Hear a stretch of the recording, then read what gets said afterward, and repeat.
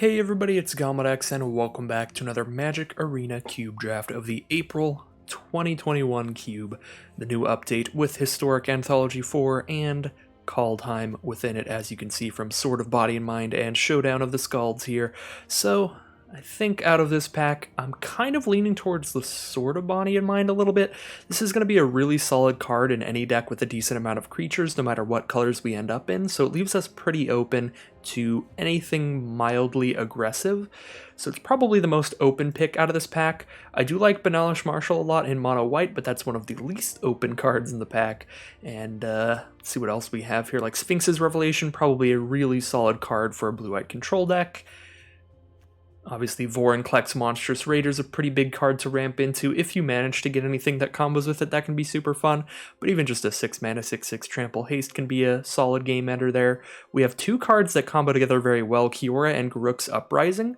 So it's possible maybe you try to just take one of these and then start picking up creatures with power 4 or greater and maybe wheeling the other one. That could be pretty solid. Probably take Kiora before the Garruk's Uprising because Kiora lets you draw a card when you're playing big creatures as well as untapping permanents to allow you to ramp up into those big things.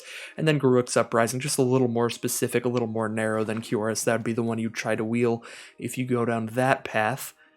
But we're just going to take Sword of Body and Mind here, stay nice and open, and I think, to go with the same strategy here, I think Godpharaoh's Gift is a really solid finisher in aggressive decks, especially decks that have a ton of early game creatures trading off often to fill up your grave by the time you hit this. When you dump this out on turn 7, all of a sudden, everything that you played earlier in the game that has died is going to start coming back to haunt your opponent. Once per turn, you are bringing back one of your creatures from your grave as a 4/4 version of itself with haste, so a definite finisher in decks with a lot of creatures. And the sword is already a card good for decks with a lot of creatures because it's just a powerful equipment, and we can start with two colorless cards here to really be open to whichever colors end up more open between maybe like red, white, black, or green. Basically the only color I think these cards wouldn't go with is blue, but every other color does have some decent early game aggressive stuff going on. However, we do have Felidar Retreat and Angel Invention. Both of these are powerful cards for aggro decks in white. Young Pyromancer is a good card for red decks with a lot of burn spells. There are definitely options there if we want to hop onto a color at this point, but when we see another powerful colorless card, I think I can just scoop that up and remain a bit open here. What do we have out of this pack? So we have some cards that aren't really going to go well with our strategies, but are pretty fun and powerful, like Jace and Tezzeret in blue here. Just not really going to be what we're going for here. I don't think Witch of the Moors either, although I suppose these cards could go decently into a black-white life gain, and Witch of the Moors is very powerful in a life gain deck. I'm thinking that the cards that go the most with what we've got here are just going to be these small red creatures more than anything. The Viashino Pyromancer being a 2-mana 2/1 that domes our opponent for 2 damage when we play it, and the Rampaging Ferocidon being a 3/3 menace, shutting off all life gain and dealing damage to players whenever a creature enters their battlefield. So I think both of these are quite solid. I don't know which is better, which is more important. It kind of depends on if there's more good 2 or 3 mana creatures in the cube in general. I guess we do already have a 3 and a 7 drop. Kind of want the cheapest creatures possible. Rampaging Ferocidon is a bigger effect against the right deck, but against like a controlling deck, I think it's a bit worse. Depends there. I guess a lot of decks in the cube, I have seen a decent amount of tokens, and the Ferocidon would be quite good against token decks, so maybe that should be the first pick there, but I do really want to be able to curve into the sword pretty easily by going like 2-drop into the sword on 3 and then equip it the next turn, because you can play a 2-mana card on turn 2, play your sword on turn 3, then on turn 4, spend 2 mana to play a 2-mana card and 2 mana to equip the sword to something. So having a lot of 2-mana creatures is pretty good with the sword because it just allows you to curve out the best with its mana costs of casting it and equipping it. Here I think I'm pretty fine to take a Magda. 2 mana for a 2/1, so it's another 2-drop, which is good with the swords, good with Godpharaoh's Gift because we're trading off creatures early. This gives us treasure tokens every time one of our dwarves becomes tapped, so she does that by herself. You don't need other dwarves for her to be a fine 2-drop for aggressive decks, although I think Warkite Marauder probably a bit better, but I think we'll just stick to the one color we're in so far. because while the Warkite Marauder is a better card at face value, blue is kind of just a less aggressive color, so it'll be harder to pick up cards that'll go with what we're going for in blue there. Now, if we want to stick in just red, we have Soulscar Mage, which would probably be the best card for an aggressive red strategy. A 1/2 with prowess, and whenever a source we control deals non-combat damage to something, we get to put -1/-1 counters on something instead of just dealing damage, which is really, really powerful. We get to chip away at their biggest creatures, so even if we only have a 3 damage burn spell in our hand and they have a 6 toughness blocker, we can still throw that at the 6 toughness blocker and turn it into like a 3/3 instead of a 6/6. So Soulscar Mage is really solid with burn spells, and even just a 1-mana 1/2 prowess is going to get in aggressively with enough non-creature stuff in your deck. Dualcaster Mage is funner later in the game, but it is quite a late game play, and Secret is a powerful white card if we want to jump onto the white train here, but I'll stick it to just red for now. Mono red is definitely a strategy in the cube if red is open enough, and it is a powerful one at that. So another difficult pick here. We have 3 really solid cards, Magma Jet being a burn spell that also allows us to scry to dig ourselves out of Mana Flood or Mana Screw, any of that. Experimental Frenzy is a really, really solid draw engine in the late game in a deck with a lot of cheap cards. Godfarrow's Gift doesn't combo super well with it, being a 7-mana card, but if you have a deck full of 1-2-mana cards, Experimental Frenzy can often just start drawing you multiple cards a turn. It digs you out of any pockets of non-land spells because you just cast all of those spells in one turn.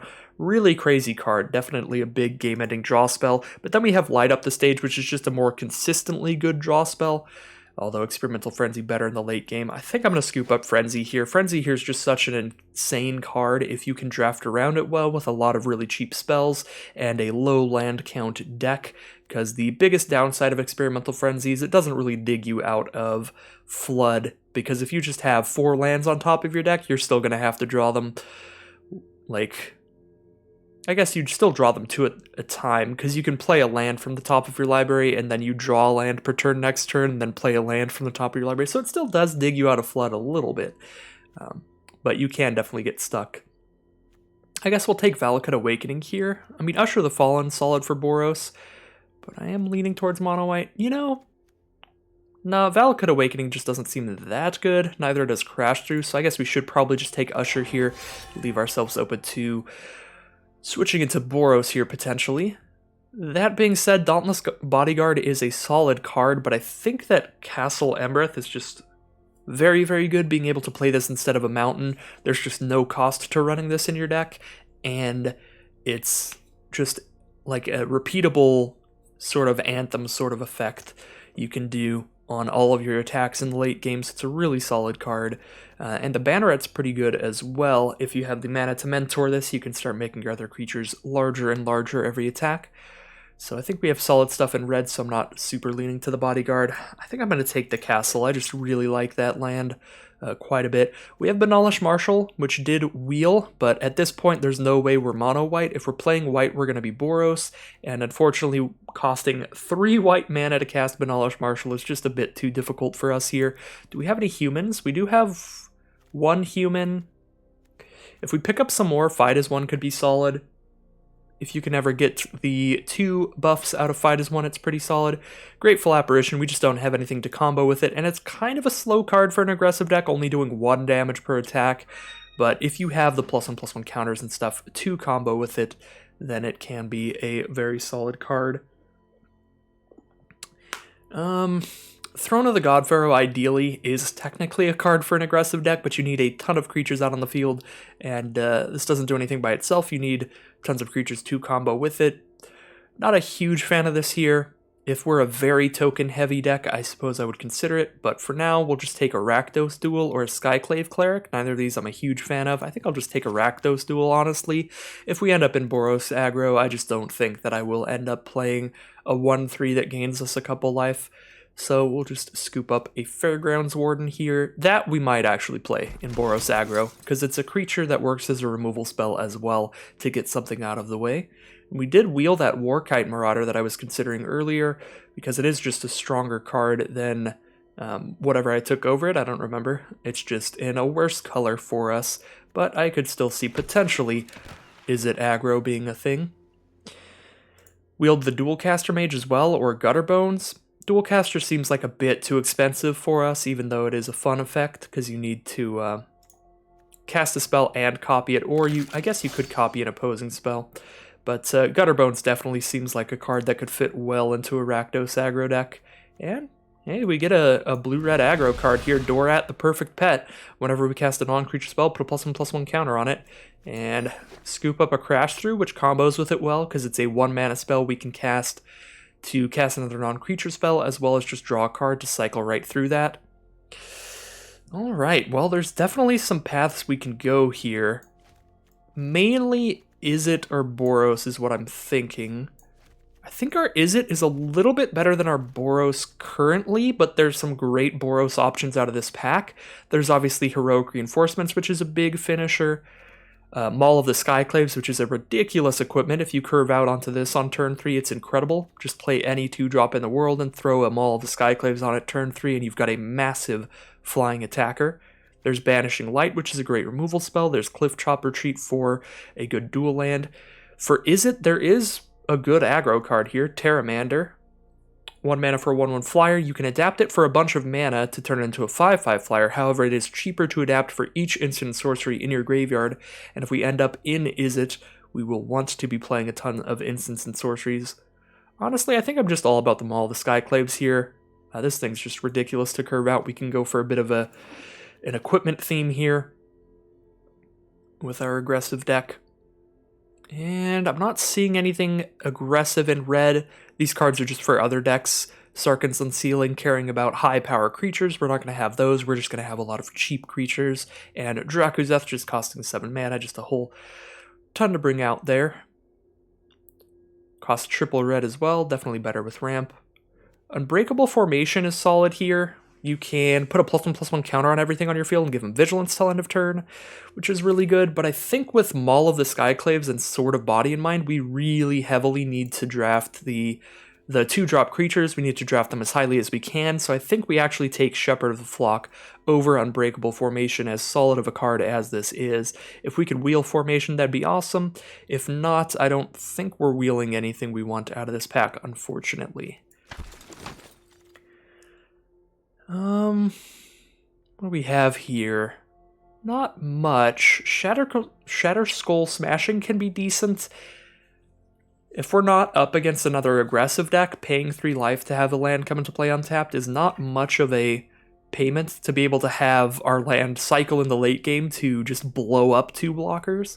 So that could be good. There's also Thraben Inspector, which is solid. 1 mana for a 1/2, so it gets out there early, and then whenever you have the extra mana, you can just spend 2, sacrifice the clue that it creates to draw a card. Those are the main cards for Boros here. We do have the 1 black-red duel and a couple cards for potentially an Izzet aggro deck.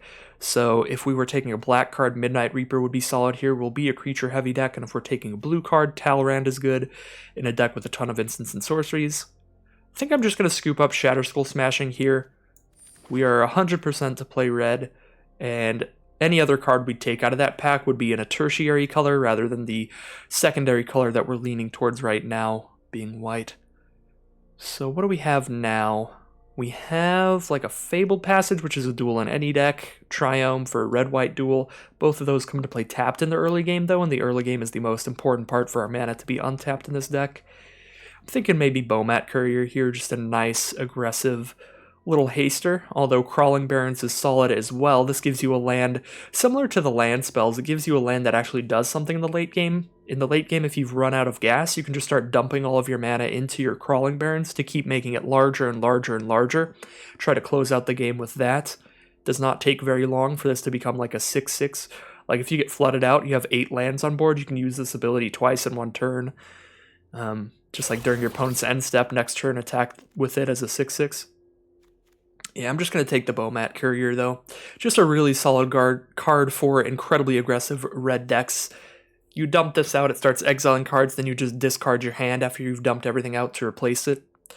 Rekindling Phoenix is solid, although it's a 4-mana creature. I'm very heavily looking for 1s and 2s with these very powerful equipments to go with them. Experimental Frenzy as well, once our curve to be intensely low. So I'm feeling like Shock, Legion's Landing, and Direfleet Daredevil are the best choices here. Direfleet Daredevil is nice because it works well in the early game or late game. Early game, it's a 2-mana 2/1 first strike, fine on curve. And late game, you get to cast something from your opponent's graveyard, use it against them. Legion's Land is good if you attack with 3 creatures. You can start dumping out blockers, or Shock is good to get things out of the way. I think I am just going to take the Direfleet Daredevil, again taking those 2-mana creatures incredibly highly for these 3-mana equipment. We have Scrap Heap Scrounger. We could splash in just a single Temple of Malice so that we could potentially bring that back from the grave, because the worst case scenario on this card, the floor, is that it's a 2-mana 3/2 that can't block, which is fine in an aggressive deck. So that's a little interesting to me. Although I think a Braid is just a really good removal spell, and we do want to pick up some of those to go with Soulscar Mage, especially damage-based ones. I think I'll go with a Braid here, but the Scrap Heap Scrounger is definitely an option. I do like a Braid better than the Pillar of Flame for the versatility, dealing 1 more damage, being instant speed, and being able to destroy an artifact. Earthshaker Kenra is beautiful here, very happy to see that. 2 mana for a 2/1 haste, it shuts off a blocker on their field, and then it does it again. If it dies, you eternalize it for 6 mana, bring it back as a 4/4 haste that can often close out the game the moment it attacks. So Earthshaker Kenra is super, super solid here. The next best card for us, maybe even just a Charming Prince, although if we were Rakdos Judith or Mayhem Devil would be very good. Now we have the Lava Runner, but I don't have a lot of instants or sorceries right now. I have 2 instants, 2 sorceries. Sort out my white into here. We're pretty certain we're going in that direction now. Embereth Shieldbreaker, just a 2-mana 2/1, gives us artifact hate in the main deck. Lieutenant's a good on 4, but it is a lot of mana generally. For this deck, for what we're going for, I think I'm just going to take the Shieldbreaker here, have a little more artifact hate main deck, and the floor of that card, a 2-mana 2/1 on turn 2, is really what we're looking for. We just want this pile right here, 1s and 2s, to be just massive. We'll just take Tormentor's Helm, although I don't know how likely we are to play it because it's not the best equipment ever. We definitely have better equipment here. We can take a Castle Ardenvale. Depends how many planes we end up running if we want to play this. Because if it often comes into play tapped, then that's a bit of a downside for an aggressive deck, but if it doesn't, then there's no reason not to run it. Start spitting out some 1/1s if we run out of things to do. Crawling Baron's Wield. I'm actually kind of happy to play Crawling Barons here. Our mana costs are pretty easy, so we don't need like a ton of cards in, or a ton of dual lands to fix our mana, really. We don't need specific colors incredibly often, so Crawling Barons actually does seem fine to me here. Probably the best card out of that pack for us. So let's see what we get in the final pack here. I think at this point we're probably not playing Godpharaoh's Gift because it is such a nombo with Experimental Frenzy and just how low our curve is trying to go in general. That being said, Glorybringer is such a powerful card. I might take that here still. Like, it's a Game Ender on turn 5, Flying Haster, so it hits them for 4. It destroys one of their creatures when it attacks. Well, it does 4 damage to something, so not necessarily, but quite often it will. You do have to exert it to do that, so it won't untap in the next turn, but often the 1 swing will be enough to end the game. We're going to take Glorybringer here. I mean, we're taking it over Remorseful Cleric as maybe the best card for us. Just a 2-mana 2/1 flyer, so it's evasive. We can immediately start throwing some equipment onto it if we have them. I don't think we have enough instant sorceries for Thermo Alchemist to do a lot here, and Giant Killer is a bit slow, having to spend mana into tapping things down and stuff like that. Now we have Pride of Conquerors, which we can use as a large pump effect. Just make our whole field bigger during the combat, do a bunch of extra damage there. Captain Lannery Storm, 3 mana for a 2/2 haste, but she makes a treasure token every time she attacks, and when we sacrifice the treasure, we can give her +1/+0. So, like, the worst case scenario, we could always just sacrifice the treasures immediately. She's a 3 mana 3/2 haste in that way. Skyclave Apparition does exile something when it comes into play, but then if they get rid of the apparition, they get a big blocker. Apparition is solid, but it is a more difficult mana cost, requiring double white on turn 3. We have no actual duels. We have one colorless land, and we have a heavy lean into red over white. So I think Apparition is a difficult enough mana cost to make me prioritize Lannery a little bit before it, even though it's probably, well, it's definitely a bit of a better card there. Well, what have we here? We have a lot of good stuff. I think I'm not going to take Integrity Intervention here because it's one of the more likely cards to wheel, because it does lock you into 2 colors. It has to be being played by somebody who's red and white. Nobody's just going to main deck Integrity in a red deck or a white deck. It's really about being able to cast Intervention when you want to cast that. So the only people who will take this are in red-white. We're in pack 3, so we'll see. Lightning Strike, I think, will get picked up the quickest out of anything, but Phoenix of Ash is a really solid attacker. Again, we don't have a lot of removal, don't have a lot of burn to go with the Soul Scar Mage right now, so I'm going to take Lightning Strike. There's also that red-white pathway, which is worth consideration. But again, based on how we've drafted, our mana costs are easy enough, not a lot of things that require two mana in their colors. So our mana costs are easy enough that we don't need the mana fixing that highly at all. I think I'm going to take Shadow Spear here. This is just great in any aggressive deck, awesome in the aggressive mirrors, because then as you and your opponent are racing each other, you're gaining life every single time. It's really easy to cast, only costing 1. Definitely a really solid card. I like Ancestral Blade as well, 2 mana for a 2/2, and then it leaves behind an equipment that equips for 1, and Captivating Crew can end games, stealing creatures off of that 4 mana ability, but it is a bit expensive there. Let's see what we have here. Grim Lavamancer is good in the late game in your aggressive decks, because after you've traded some cards off, you've cast some instants or sorceries, all of a sudden this starts just tapping and dealing 2 to something every turn, which is very good. Can definitely close out the final couple points of damage you need on your opponent. I don't know what Sacred Cat's doing in this cube, to be honest. I've never been impressed by this card in my deck or my opponent's deck, so I'm not so sure about that. Glass Casket does get something out of the way for 2, but we do have all of that like instant sorcery removal we picked up. I think I'll scoop up a Grim Lavamancer here. We might try that out. The only card for us here is Fanatical Firebrand, but it is not a bad one at all. And now we have Lava Coil again to get something out of the way. I definitely like that better than Crush the Weak. Crush the Weak is just going to work very poorly for us, often killing a bunch of our own creatures. And Spikefield Hazard is just a pretty small effect. Although I guess this does combo with Experimental Frenzy because it's a land when we need in the early game, and then in the late game, like if we hit it off of Experimental Frenzy, we get to keep the wheel going. That being said, we don't want like any lands that come into play tapped. Chandra is a powerful game ender, but 5 mana card there, I'm going very, very all in on cheap stuff. So we have Inspiring Vantage or Rimrock Knight. Let me cut the lands here so I can see what our non-land count is in this deck right now. Yeah, we have 27 non-lands, so we'll have to cut stuff to throw in Rimrock Knight. If we take Inspiring Vantage, it just straight up goes in this deck. No cuts, no consideration there. Yeah, I'll just take Inspiring Vantage, because I think we have enough other 2-drops, and now we'll just pick another one up right now, the Remorseful Cleric. We only have 7 instants or sorceries for Thermo Alchemist. Again, doesn't seem like that kind of deck. We've got multiple powerful equipments, Shadow Spear, Sword of Body and Mind, and Maul of the Skyclaves, so having an evasive creature is good, although I guess Maul does give your creature flying, but this is better with the other 2 equipment for sure. Ox of Agonis is good against Mill, which is a strategy that's available in this cube. It's that or Active Treason. We're not going to have anything to sacrifice our opponent's creatures, so Act isn't that good, but it is a potential game ender, I suppose. I think I'm just going to take the Ox here, although I don't know if I'm playing it. I'm pretty sure I wouldn't play Active Treason.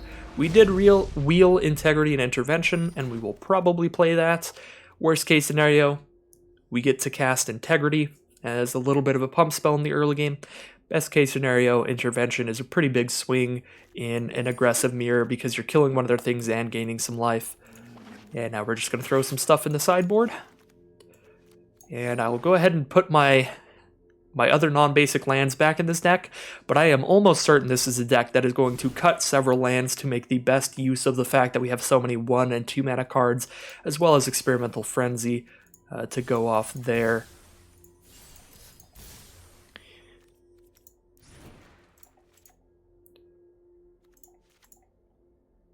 Alright. We do want Crawling Barons in here as well, I think. Could run Godless Shrine and Temple of Malice at not that much of a cost, but what would we splash in? Just a Judith, probably. Yeah, not a huge splash like Gutterbones Judith there.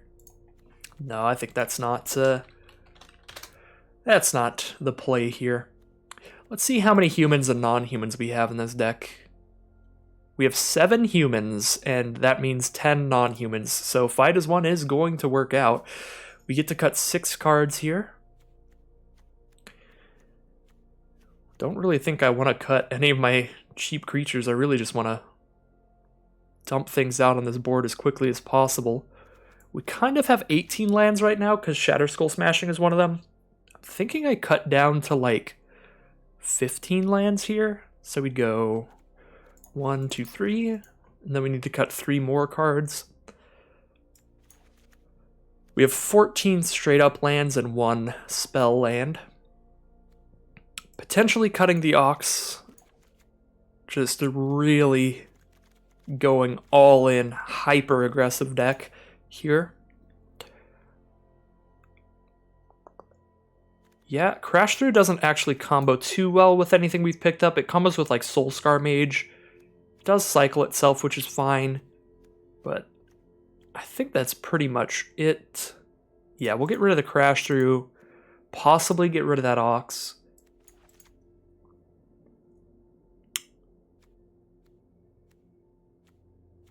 Claim the Firstborn. Again, we just don't have anything to sacrifice things for Treason-style effects. But Claim the Firstborn is a little more exciting to Active Treason to me in this deck, because if we do have the God Curve and just have an insane start to the game, that only costs 1 mana to use the Treason effects that can often, you know, in conjunction with something else, just kill our opponents because we've got multiple creatures on the board. We use our 1 mana Claim, get their blocker out of the way, and then, you know, throw a burn spell at their face plus attack with everything. We're definitely a deck that could definitely consider running it even without sacrifice outlets. Fairgrounds Warden only being a 1/3 for 3 seems a bit low, but it's also like, you have to consider that it's like if we ran a 3 mana removal spell but it had a creature attached. But I suppose it is pretty bad against removal. The rest of our creatures are all just like replaceable. So they use a removal spell and it's like, okay, whatever. We're just gonna play another creature. How many creatures do I have, by the way? 17? I do want a very high creature count for my multiple equipments, for sure, and also just the fact that I am very aggressive. No, Fight as One seems awesome in here with a lot of 1 and 2 mana creatures. They're going to be blocking in their early game if they have the creatures to block with, and we can very easily turn that in our favor with a Fight as One, just to really get somebody with that. It does feel like I have a decent amount of non-creature stuff, but I guess it's because a lot of these slots are getting taken up by equipment. You know, maybe we're not actually playing Integrity Intervention because it is such an expensive card, but like, with what, 6 1-mana creatures and 7 2-mana creatures, even Integrity's fine in this deck as a little pump spell, little combat trick.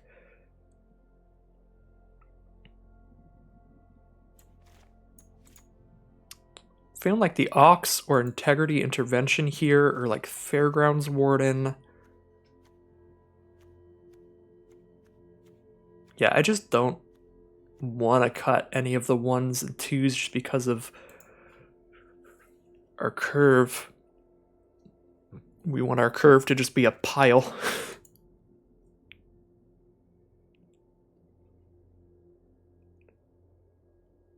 Yeah, I mean, we've got so we have Integrity and Fight as One as 2 combat tricks. We have a Braid, Lava Coil, and Lightning Strike as burn spells.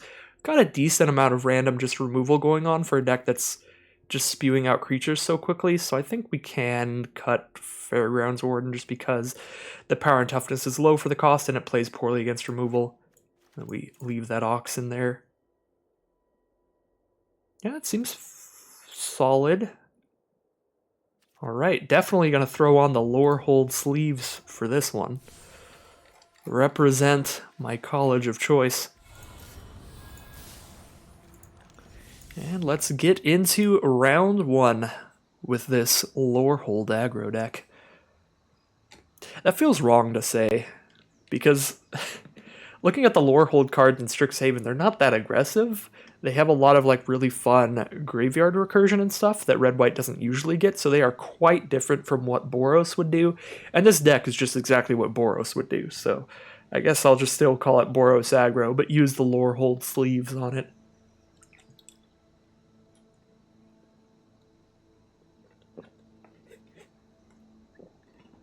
Believe it or not, Lorehold, the red-white quote-unquote guild in Strixhaven, does not look like the most aggressive color pair in that set. Although I'm not sure which one is. Looks like maybe white-black to me, maybe the silver quill.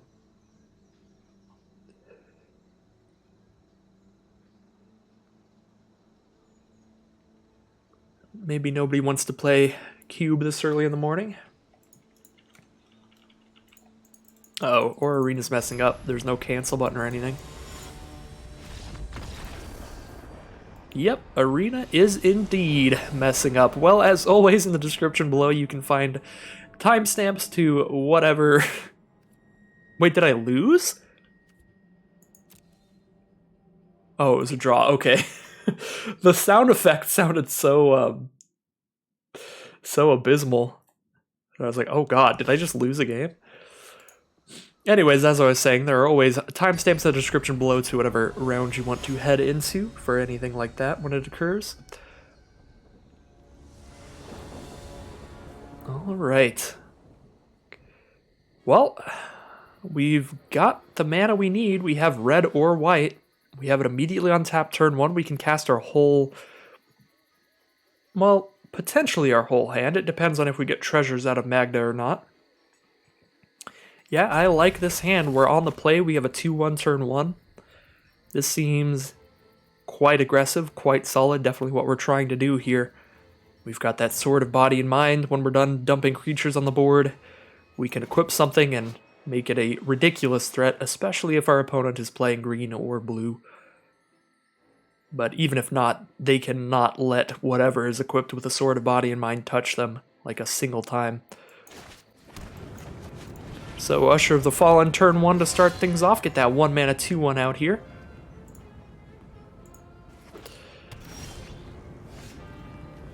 Ooh. The Lorehold Mirror, it seems.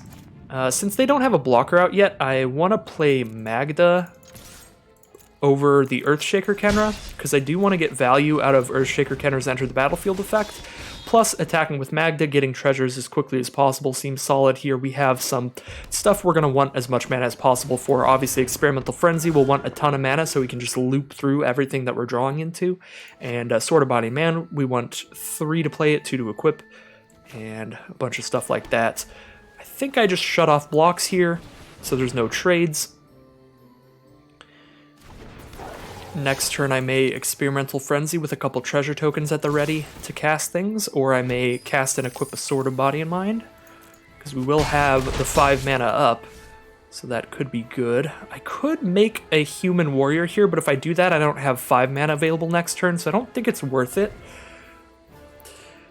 So if I boast here, I get a 1-1, but if I don't boast here, next turn I get to play the castle. I have 4 mana there, 1 mana from the treasure. That's enough mana to cast and equip Sword of Body and Mind pre-combat, which is pretty big, because equipping it pre-combat obviously gives me the extra damage and the potential to hit our opponent, get the crazy stuff going out of that. Looks like they kill our Magda there. We've got a Lightning Strike here to get something out of the way. They will have to double block whatever we throw the sword onto if they want to kill that, and they'll have to chump block or I'm getting a ton of value here. So I think I suit up a Sword of Body and Mind onto the Earthshaker Kenra and attack with both.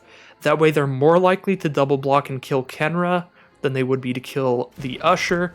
Obviously, Kenra is a more disposable creature because it does have the Eternalize ability whenever we hit 6 lands in the late game. I think I do still want to attack both here, though, because I do want to chip in for a couple damage if they take the double block on the Earthshaker Kenra. Just a chump block here. All right, I'll take that too. Okay, they do go for the double block. Never mind. So we will not be getting a 2-2 or milling them 10 cards. The 2-2 is the most important part that the sword gives us in this kind of matchup, obviously, because we want more creatures out so we can keep attacking them, have more blockers against them. It's definitely going to be a creature-based, life total-based matchup, not really a thing we're trying to mill them out by hitting them multiple times with that. We're just trying to kill them with, like, regular combat damage. Maul of the Skyclaves is a solid draw here, although we can also just equip the sword. They only have 1 mana up here. So I can equip the sword and hold up a lightning strike, which seems good. We attack in, they have to chump block if they don't have anything, or we get a 2-2 and mill them 10. So they just have to chump block, and we get to hold up lightning strike for whatever they play next turn. That seems pretty great. We could also have made a 1-1 soldier rather than hold up lightning strike, but I think I'd prefer... Well, that plays pretty poorly. Yeah, we would have had a better shot with a soldier out now then. I guess playing these soldiers better against removal, holding the lightning strike is better against creatures, except for Glorybringers, because Glorybringers are just too big, unfortunately. Glorybringer going to be a huge swing here. Beaumont Courier, an incredible draw though. With the haste, we get to just immediately get a wolf out of this, so even if this dies, we now have a wolf to equip the sword onto. One of the most powerful things the sword can do is if you're in a position like this, it just keeps making more 2-2s to keep re-equipping the sword onto, which is incredible. Even if they keep killing whatever the sword's on.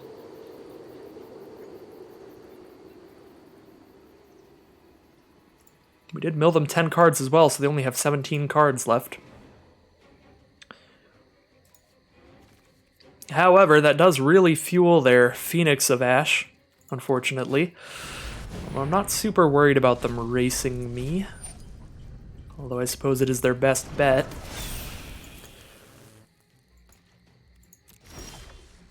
Alright, so now we can Lightning Strike the Phoenix of Ash to kill that. That is a sorcery speed spell right there, so if we kill the Phoenix, do we have a way to kill them? No. I think if we attack both and they don't block with the Phoenix, then we have lethal. If we attack both and they block the wolf, we hit for 3, can hit for 3 more with Lightning Strike. That's not quite lethal, so that would be their best block against us. But we do get another wolf. I think we probably just get the Phoenix out of the way here, so that we can hit for 5 and get another 2-2.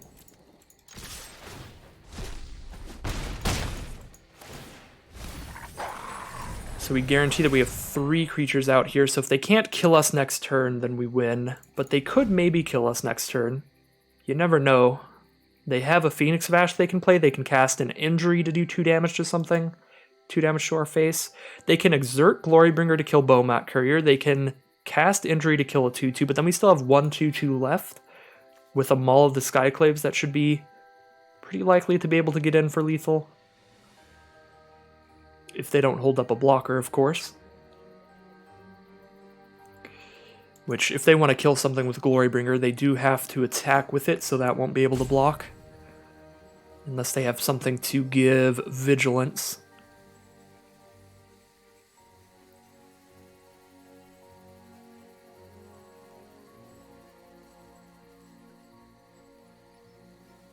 I should definitely take a second look at our mana base. I did not actually do my due diligence there and check how many red and white lands we had in comparison to red and white spells. Just let the auto-suggester do its thing and hoped for the best, which is generally not the greatest idea. It does mess up sometimes. Our opponent is going to make the most of their time here, because this is almost guaranteed to be their last turn.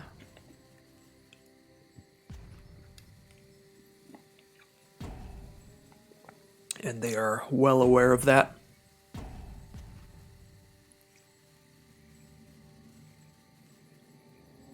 They know they have to find a way to kill basically everything here or kill me.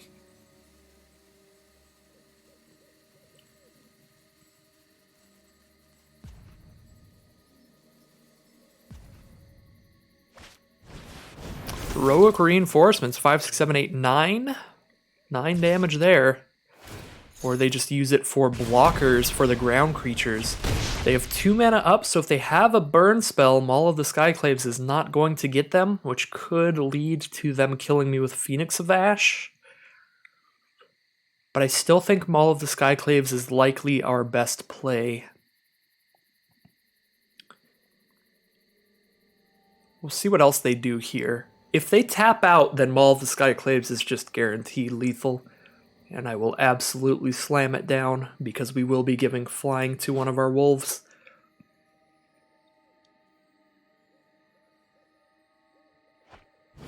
Ox of Agonis. That is tapping out. Unless they have not played land for turn yet. Okay, they have 1 white mana up. Pretty sure Maul is a very safe play against a single white. We'll send in that Flying Wolf and close out that game. So start off with the Boros Mirror. And just have the faster curve, the more aggressive deck in general got off the ground running. Obviously the Sword was absolutely massive in that matchup as well, creating multiple 2/2s to keep giving us more creatures on that board. And just the power and toughness buff was alright as well, although the mill did not work in our favor. The mill definitely fueled their deck with multiple escape cards coming out, and an Aftermath card that they got access to thanks to mill. I could actually see the mill ability on Sword of Body and Mind being a downside more often than an upside in this deck, to be honest. Because it's bad against all of the graveyard shenanigans that are available in this cube. Obviously, green-black has a lot of reanimation type stuff. There's just some escape and aftermath spells in most colors, as you could see in that matchup. And against, like, Dimir, they could have Jace, Thassa's Oracle, some self-mill stuff that they're just very happy to get milled for. So that's actually pretty funny. I am going to keep this hand, although it is not perfectly ideal, simply because we don't have a lot of creatures in hand. Again, I did forget to double check my mana, and I am again with a low amount of red against our white here. So that may be my fault. I will remind myself to check our mana base after this round, but as always, I tend to forget that kind of stuff quite often. We'll see. I'm just going to cast an Embereth Shieldbreaker here, because since our opponent is on the play with their red deck, they are in the aggressive here, just mostly guaranteed. Yep, mono red and they're on the play, we're on the draw. That basically just by default puts you on the defensive in the mirror match. So we will be playing to block and clear their board, try to get back into the game with some life gain stuff like Intervention. We do have 3 mana now. Do I want to hold up a Lightning Strike or just trade a Kenra for their Pyromancer? I could also attack in. I can hold up Integrity. Integrity's +2/+2, so that makes one of my things have 3 toughness. I do like Earthshaker Kenra over Remorseful Cleric, because I am still at the position here where I think I do want to want to block. And obviously this has a good ability in the grave, Remorseful Cleric is not. So we are against Boros again. And Torbran is the play. So pretty glad it didn't attack, so I didn't just take 4 to the face on the return here. I have Integrity, Intervention, and Lightning Strike. Neither of those kill a Torbran by itself. How are we going to deal with this Torbran? We can block Torbran and Lightning Strike on a later turn. Integrity does nothing here because that's dealing 4 damage, so if we trade, we trade. If we don't, we go to 12. I could play like a Cleric and try to Integrity it up to block Torbran. If they have a burn spell that's really bad for us, and they're likely to. Any block plus burn spell on Torbran is going to be a terrible time for us, so I think we just make this block here. I don't I don't foresee stacking up a block and a burn spell on Torbran to be our best out to this situation.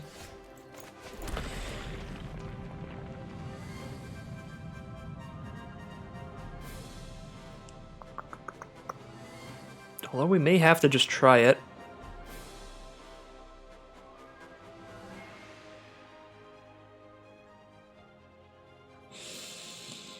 I don't think we're casting Experimental Frenzy. I mean, they do 4 damage to us per turn.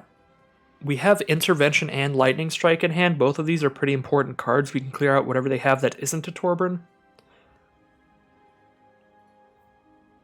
I think we cast the Cleric. We can still hold up a Lightning Strike after that. We can go for the block plus burn on Torbran. And I guess worst case scenario on that one is we do still get to exile their graveyard, although we do get 2 for 1. We lose our Cleric and our Lightning Strike if they burn spell our Cleric.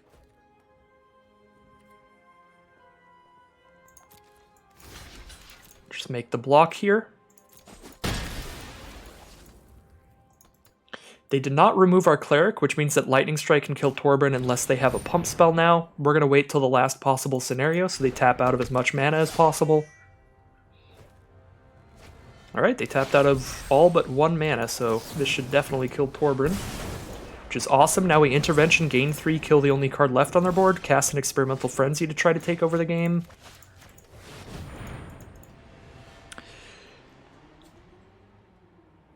The fact that it's stopping right now, but it wasn't stopping earlier, makes me think that their Foretold card is a Demon Bolt, so I think we're doing pretty well here. Although Chandra's quite solid. Say hi to my fiery friends.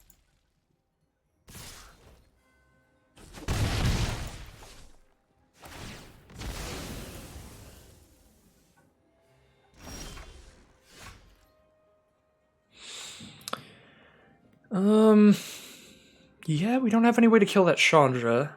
It only hits us for 2 a turn. Does it cast anything in their grave? Not right now. Their grave is all creatures, so all it does is make 2 1/1s a turn, so it's not immensely scary to me right now. We can't deal any damage to Chandra here. Do I just cast Experimental Frenzy then? Like, I could cast our Shepherd of the Flock and try to suit it up with a Maul of the Skyclaves next turn, but they'll just Demon Bolt it. Experimental Frenzy, we might be able to cast a bunch of stuff and try to race out here. Our hand isn't insane, really. Yeah, let's go for whatever we got on top instead. Let's spin the wheel here. Let's get Frenzying Fanatical Firebrand. So that will be going to our hand and just chilling in there. See what we draw next, though. Taking 2 a turn, so we've got some time to draw into something. But we are against a Boros deck, so any draw they have could be a good aggressive creature. If they don't cast anything here, then it kind of feels like they have a grip full of removal. Grim Lavamancer, oh dear. Yep, Lavamancer, a great late game play for these kind of decks. They have 4 cards in grave, so they can use that to do 2 damage to something multiple times. We did draw our own Grim Lavamancer, which is pretty good. I think I play this tapped in this matchup. If I play it untapped, it's more likely that I can cast another spell off the top from Experimental Frenzy if I don't just immediately hit a land. Yeah, I guess I should play it untapped. It is painful, though. We just hit another land, though. Well, they're definitely going to kill our Lavamancer. We get to put some counters on our Crawling Barons, but obviously don't get to block with it because it's requiring all our mana to do that. So they can bolt our Lavamancer, make 2 1/1s, hit us down to 9 life here, or they can just use their Lavamancer against our Lavamancer, which leaves their bolt open for something else later. Yep, Lavamancer the Lavamancer.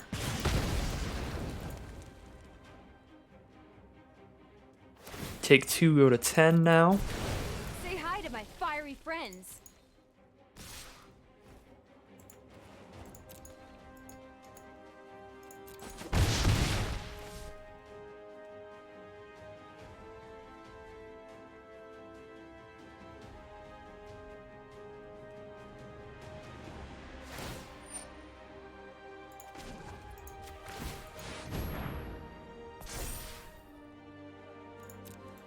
We're going to decline to make Crawling Barons a creature because if we do, it's open to removal, and if it's just going to be tapped anyway, there's no purpose to that.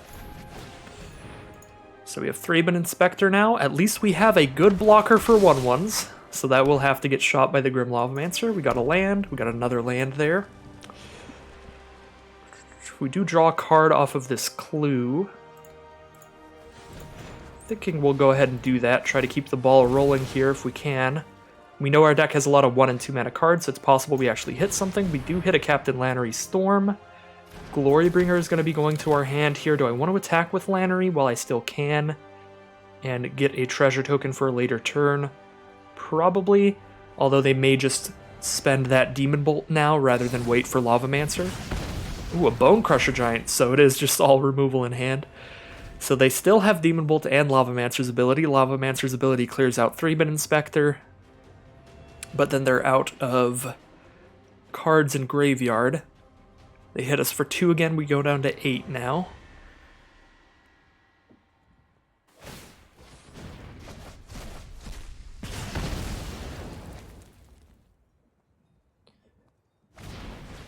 And there's Bone Crusher Giant on the board. Some aggressive attackers now. I'm thinking we're getting to the point where we want to sacrifice the Experimental Frenzy so that I can cast a Glorybringer, because that is actually a great card that I have stuck in my hand now. And I can get rid of Chandra by attacking Chandra with Glorybringer and use the Exert to kill Bone Crusher Giant, use a Braid to kill Lavamancer. So we are very much going for that next turn. So I want to leave 4 mana up to sacrifice Frenzy. Although I may just die next turn. I mean, I'm taking 7 on board. I probably just die next turn if I don't find a way to gain life immediately. If I sacrifice Frenzy now, it does require 4 mana. I have 6 here, so I'll have 2 mana up. I could sacrifice Frenzy now to be able to abrade something, but that doesn't seem worth it, because if I abrade Bone Crusher Giant, I take 2 damage there anyway. So I go to 6. I'm against Lavamancer, Chandra.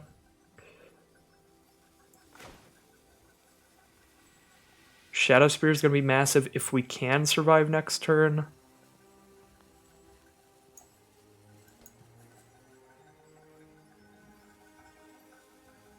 How likely am I to survive next turn if I just cast Shadow Spear and then crack Frenzy?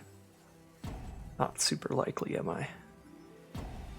I could kill Chandra right now with Earthshaker Kenner, but then I don't get to crack Frenzy next turn for the Glorybringer. If I crack it a Braid, Lavamancer plus 2 1/1s hit me for 5. I'll have taken 2 damage from Bone Crusher's ability, so I'll be at 6. Be at 6 and I get hit for 3, so I'd be hit down to 5 from 8. So from 6 I'd be down to 3.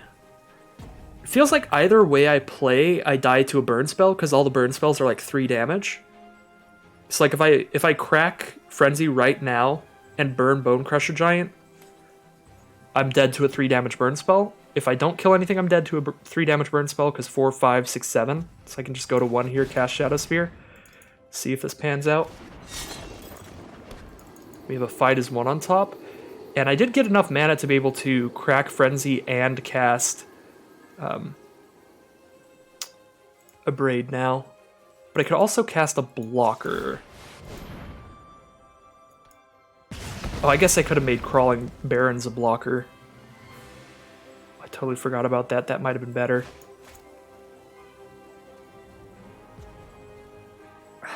Would I rather a Braid or make a blocker here? I think I'd rather a Braid. If I make a blocker, it just gets Demon Bolted, where I'm 90% certain this card is a Demon Bolt.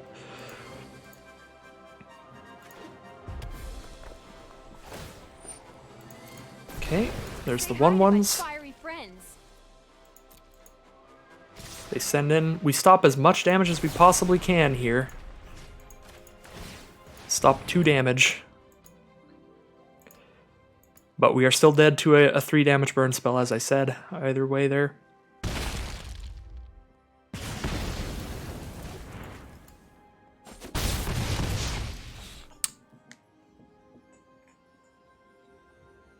Oh, I guess... No, we do have a way out here. If we get another turn. Oh, if we got another turn, it would have been huge. Because with Fight as one on top, we had a beautiful comeback there. So one turn away from the incredible comeback that was possible. So we have 3, 4, 5, 6, 7. We have 7 mana. We draw Fight as one. We play our 8th land, this plains here. We can cast Glorybringer.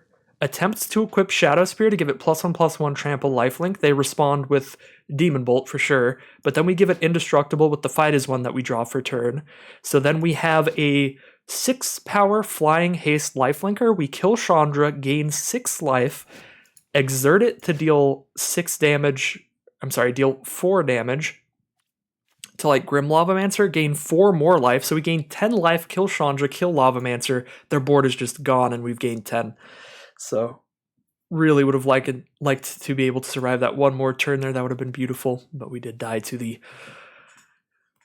3 damage burn spell.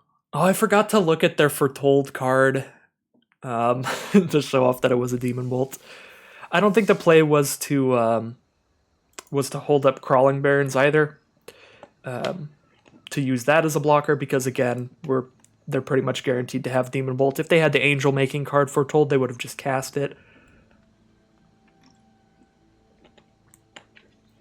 And they're not going to run a Doomscar in a Boros aggro deck. So that leaves out the white Foretell cards, and the red Foretell cards just Demon Bolt, I'm pretty sure. Okay. Heading into round 3. I mean, definitely a keeper as always. We got 2 lands. We got 1 2-mana creatures. Keep this. I could see playing Castle Ardenvale turn 1, so we know we can play our 2-drops, because they're definitely better than Firebrand. Although, obviously, if we immediately draw into an untapped land, then just mountain into Firebrand for an immediate damage would have been better. I think I'll play the Castle, so we know we cast our 2-mana spells, and just whenever we hit our 3rd land, we'll play a 2-mana spell and a Fanatical Firebrand on the same turn.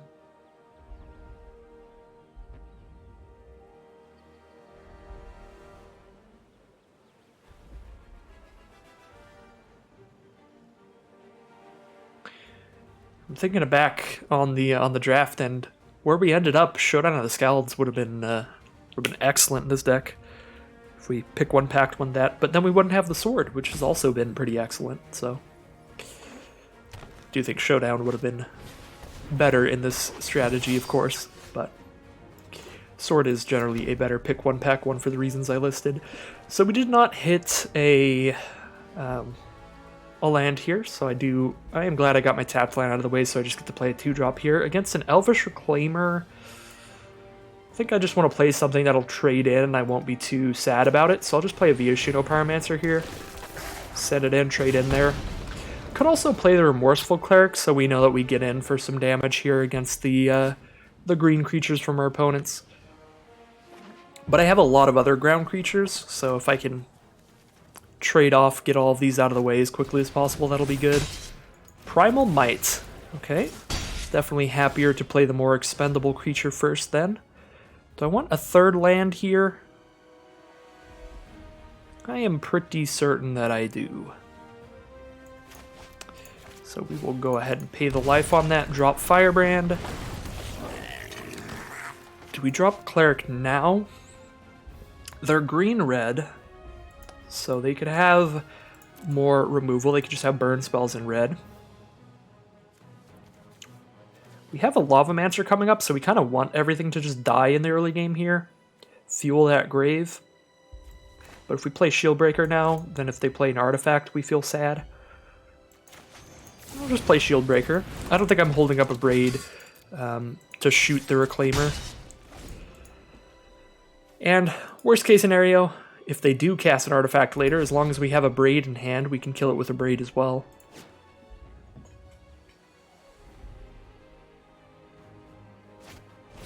Rampaging Ferocidons. They're definitely aggressive. Maul of the Skyclaves here, that's pretty beautiful. Should make it not too hard to outrace them. Just throw that out right now, or do I braid the Ferocidon? If I Abrade the Ferocidon, I get to cast Lavamancer as well this turn, and I have 2 cards in grave already for it.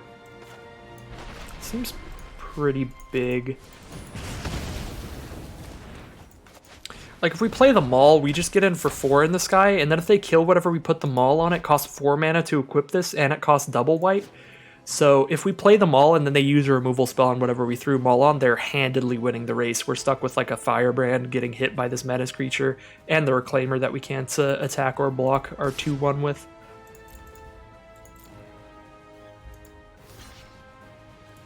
We are trading there. If they kill Lavamancer, I'm a little less happy about the trade, but if Lavamancer's still on the board, I'm happy with basically any trade.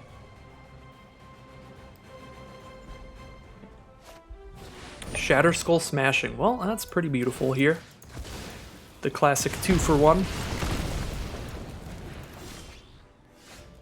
Do have the 4th mana, but it's not another white for the Maul, so can't use the castle, can't use the Maul's effect to re-equip it to stuff. Just play a Cleric. Don't think we have any discard in our deck. Yeah, I don't believe we have any reason to hold on to this land. They're not playing any color that's going to make us discard, and we don't have anything in our deck that requires us to discard.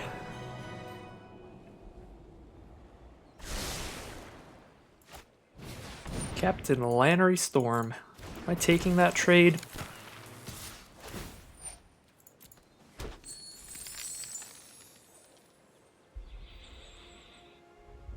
I'm not sure I win this race, but I'm pretty certain, not knowing what's on top, I can't afford to take this trade. Because they'll have 2 cards left in hand, we have just an equipment left in hand, so if I draw a land or another equipment or anything, we are just super out of it if I lose my only creature. And we did draw an equipment. Am I racing Lannery here, or am I holding my Cleric back for blocks? Against the green-red deck, I feel like blocking is going to be very difficult. Although with First Strike, that helps a lot.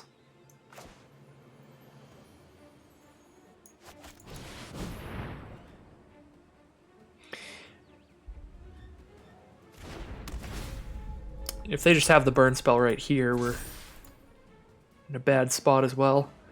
So, it still only has 3 toughness, so it still dies to like Lightning Strike or something, but if they don't have Lightning Strike, what could they have to like buff Lannery? They could have like Giant Growth, I don't know if that's in this cube, +3/+3. I feel like if they have a way to get rid of Cleric, it's gonna be a damage-based way. So I'm actually just gonna hold off. Like, it's gonna be just a burn spell that we won't be able to block anyway. Golos is the play here. Golos plus Lannery is a pretty good combo. Lannery gives those treasure tokens so they can use Golos' secondary effect. If they use that like one time, it's not going to be good for us. We have the Ox. So we're definitely casting the sword. We have nothing else to do with our mana. I think unfortunately we are still just holding back to block here.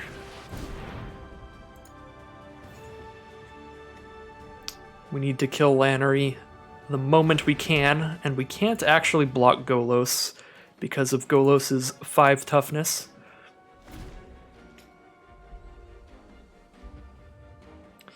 If we hit a land next turn, we'll cast Ox. If we hit a 2 mana or less spell, we'll easily just equip and cast whatever we played.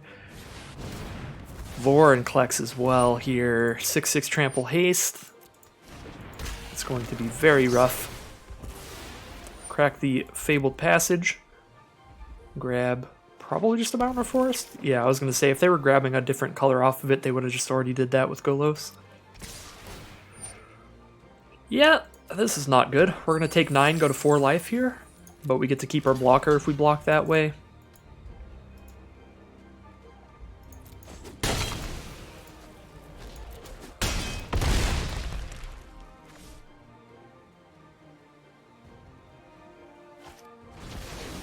Pyromancer puts us to 2. 2 life, we can't possibly survive Vorinclex now because of the trample, so I believe that just ends it. We get the tapped land to troll us on the Ox of Aganos, so we can't even cast the Ox. Even if we could, we are dead here, because that comes out as a 4-2. We have 5 total toughness on our creatures. We just can't block Vorinclex with enough toughness and block the other creatures from our opponent. We can throw Sword of Body Mind on Remorseful Cleric here, so it's got like protection from green and blocks Vorinclex. I guess it does have First Strike, so it kills Vorinclex in the First Strike step. So we actually don't take any Vorinclex damage, but we obviously just take 5 from the other 2 creatures because we don't have any more blockers. We needed to draw like specifically Fanatical Firebrand, which we already drew, so we obviously can't draw a second copy. If we had Fanatical Firebrand, we block Golos, shoot Pyromancer, and then we have blocks for everything they have. Still have 24 cards in library, so attacking doesn't do anything. Just pass turn here. Send that block on Vorinclex, but we're very dead here. Garruk unleashed with the Vorinclex into Garruk combo so they can get the emblem immediately. Garruk with 8 loyalty. They lived the Vorinclex dream there, although it was not necessary at the end.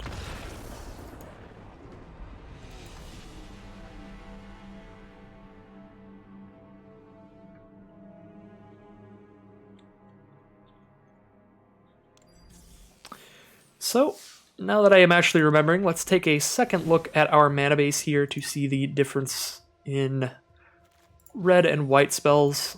17 red spells and 7 white spells. We have 6 white sources, 6 red sources. Oh yeah, we cut definitely some white to add in some more red. The auto suggester is not where it's at. We do have Shatter Skull Smashing as another red source though, so we have 6, 7, 8 red sources now, 5 white. That seems pretty accurate this time around.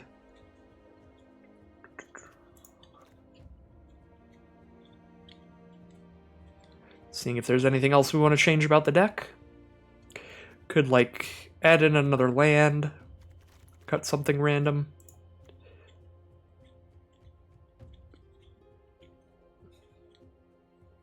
I don't really feel there's any big changes I want to make here. I think it's solid where it's at.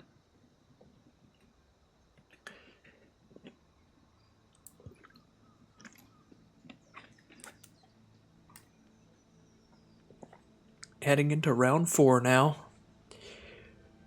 See where the Boros aggro deck can get us. 1 and 2 to start it off, so we'll have to rally hard to get to a 7-win run.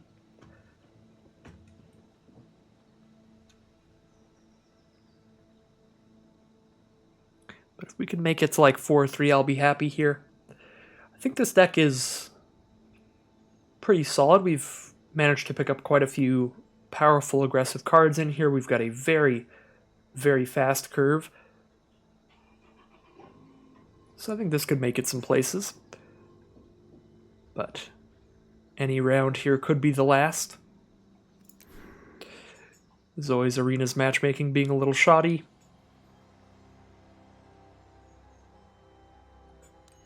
Going to reboot into it. Feels like whenever we get a game, it happens in the first 10 seconds, just like immediately. So if it goes on, yeah, if it goes on for like 50 seconds, we're just not going to get paired.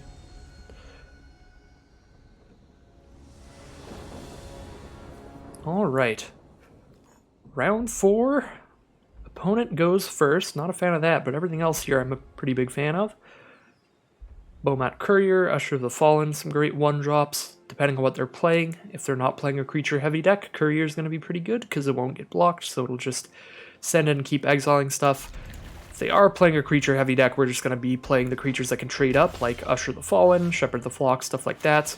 Seeing a Dragon Skull Summit as the first land from our opponents makes me want to play Usher first, in case they are Rakdos. That should be a creature-heavy deck, where Courier is not going to be the greatest. But if they follow it up with Indotha Triumph, we know they're probably playing a very multicolored deck here. in which case the Beaumont Courier would have been pretty solid. So if I play Courier here, I'm not playing anything else. I think I'm playing a 2-mana creature here. We'll send in the Usher. Do I want to just get as much damage in as possible or get some treasures? Treasures are going to be really good here with Glorybringer in hand, so I'm going to drop Magda. We could cast a turn 4 Glorybringer off of Magda, even if we don't hit any more lands. So Magda seems pretty great here. So they're on Jund for sure. Red, black, and green, black duel, and this one here is green, black, and white. Sword of Body in Mind, we could cast it out. Probably better to just get as much power on the board as possible, although that does play poorly into a Wrath effect. Maybe I hold up Shepherd of the Flock to bounce something back to my hand, then I just play Beaumont Courier, Soulscar Mage here.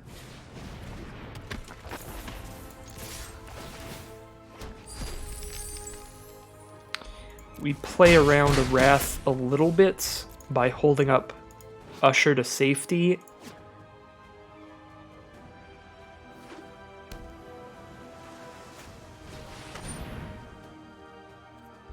So what creature do I want to save the most here?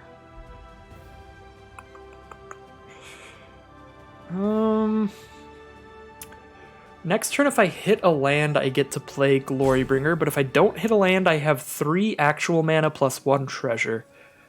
So 3 mana, I'll spend 2 on Shepherd, 1 on Usher the Fallen. Yeah, seems like the best rebuild of this board, probably.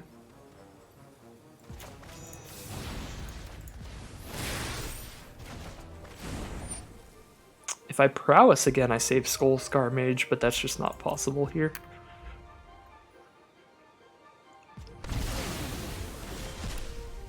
We did hit a land, so we're just going to Glorybringer, I'm pretty sure. Just go over the options in my mind here. We could cast Shepherd and Sword, but then we don't equip Sword to anything. Yeah, no, we just hit for 4 here.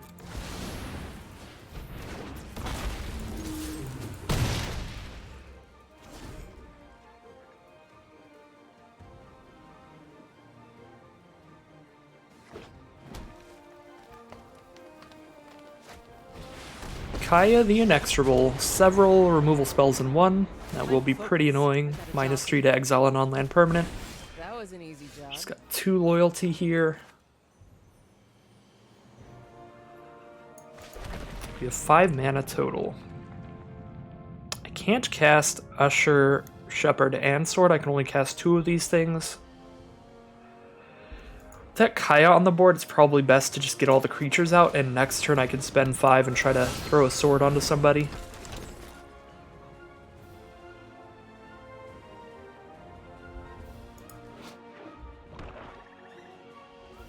We definitely want to try to kill this Kaya before it can exile another card. Although they are at 9, so we do have to consider the possibility of just attacking them.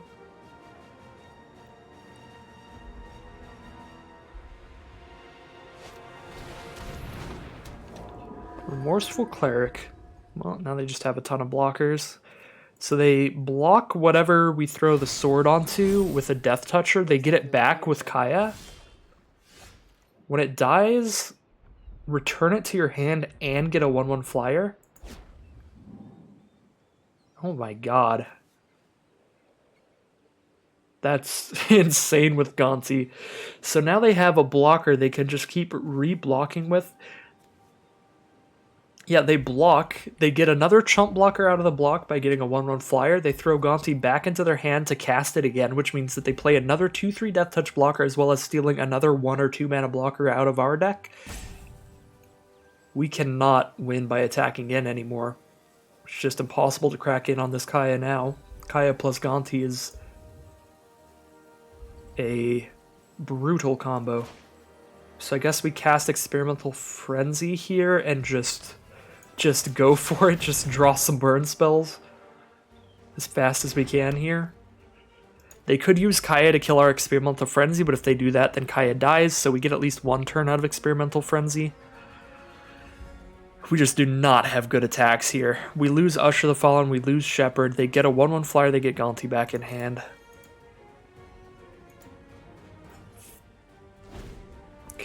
And Kaya even works if it's exiled. When this creature dies or is put into exile, you put it back in your hand. So there's absolutely no way to play around Kaya's +1 counters. Because even Lava Coil, which would exile Gonti, still throws it back in their hand and gives them a 1/1 flying blocker to trade off with one of these. Kaya is locking up the board state pretty fiercely here, so we are going to be digging for any burn spells we can find with Experimental Frenzy. Prismatic Bridge from our opponent, so that they get to grab something random from the top every turn. And now that they have Prismatic Bridge to close out this game, they don't need Kaya anymore, so they are free to just exile our Experimental Frenzy with Kaya.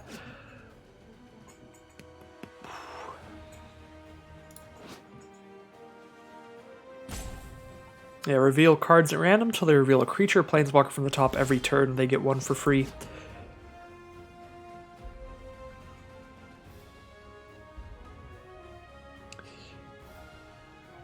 So, I mean, we're going to have to bite the bullet on this Gonti at some point.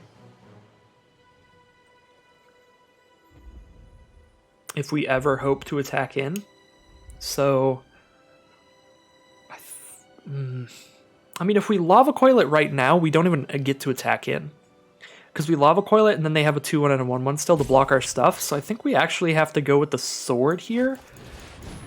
Because then it's possible, because we make something high enough toughness, that clearing a Gonti out of here and just making it have 2/1s and 1/1s makes it so I can actually make a reasonable attack with a sword suited onto something. Just throw it on a bigger creature, I suppose.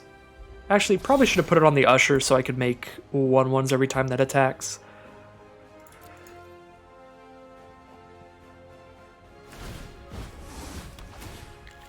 Oh, wow. Oh, wow. Oh my god, okay. So, Prismatic Bridge has immediately hit a Golos, so now they get to cast something out of the top 3 every turn as well.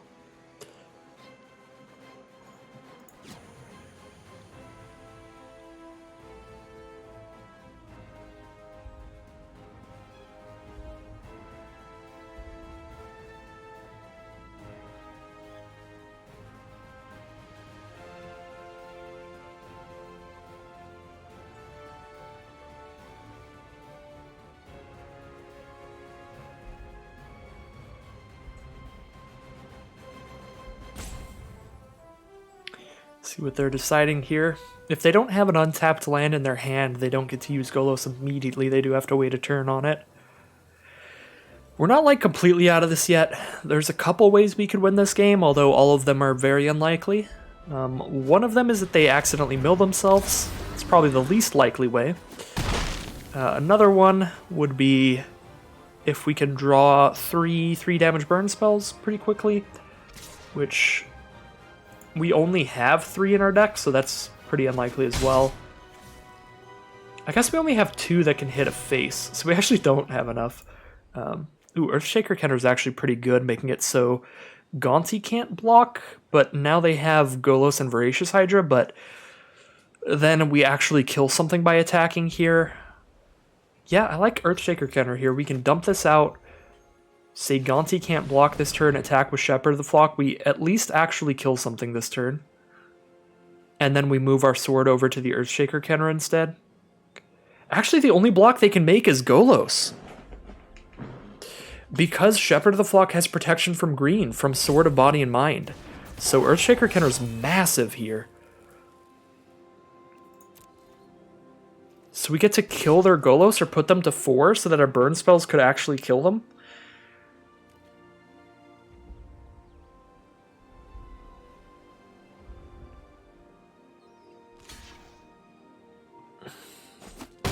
Alright, well, we did kill the Golos. That is something.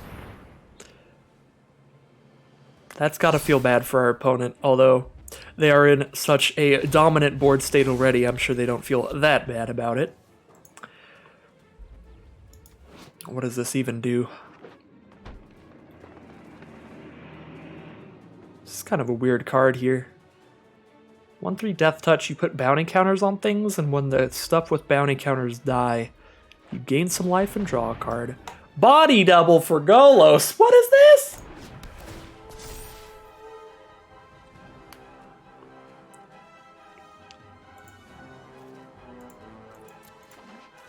Our opponent really has the dream deck.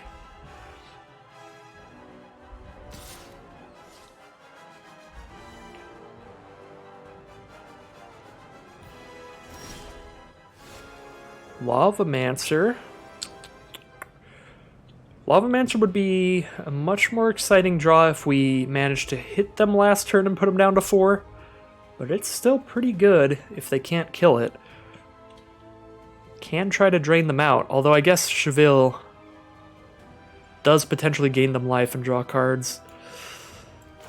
Probably Lava Coil Cheville, actually, so they don't have any life gain on this board. And then we drop down Lavamancer.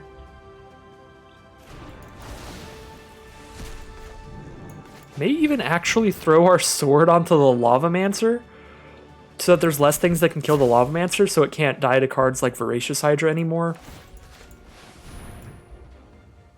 You can only die to black, red, or white removal, because we're not going to be able to attack in with anything anyway. Reclamation Sage for the sword. Well, Lavamancer is once again vulnerable to green and blue spells.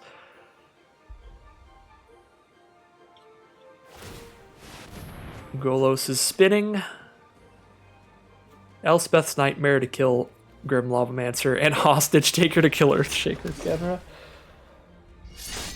Ow. Please stop.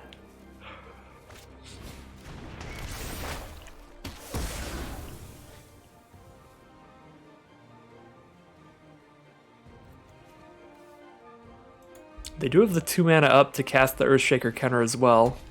So we're dead next turn. Not dead this turn, though. 2, 4, 5, 6, 7, 8, 9, 10, 11, 12, 13. 2 swings and we're dead.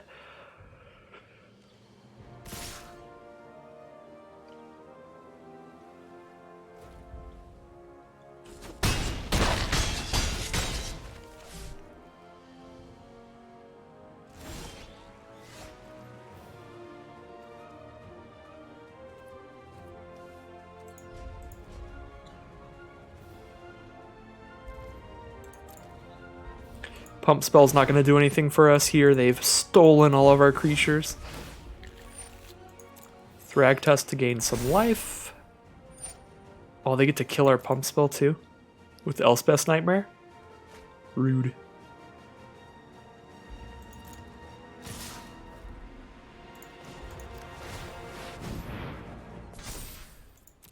I'm taking my Earthshaker Kenra back.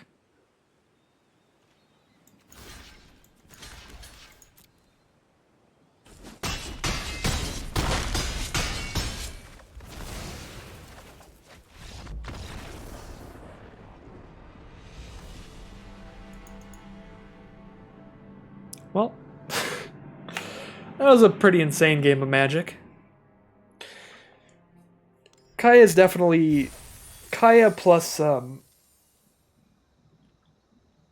Gonti definitely locked that game down. And that is definitely what won our opponent the game. But they did follow it up with some even more insane plays. Prismatic Bridge into Golos, into the response to me killing the Golos being to create a copy of Golos because Golos is engraved with the body double. So that was just a pretty insane game there. Well, definitely a rough run, but I think the deck was solid overall. Just underperformed a bit for us today. It certainly happens. So this is the last look at the deck, but that is going to end today's Arena Cube draft. If you enjoyed the video, make sure to like, comment, subscribe, all that good stuff you've been doing. And if you want to see more of this content, I do make these videos on a regular basis, nearly daily. So stick around for that. So yeah, as always, thank you very much for watching, and I'll see you again soon for some more Magic Arena.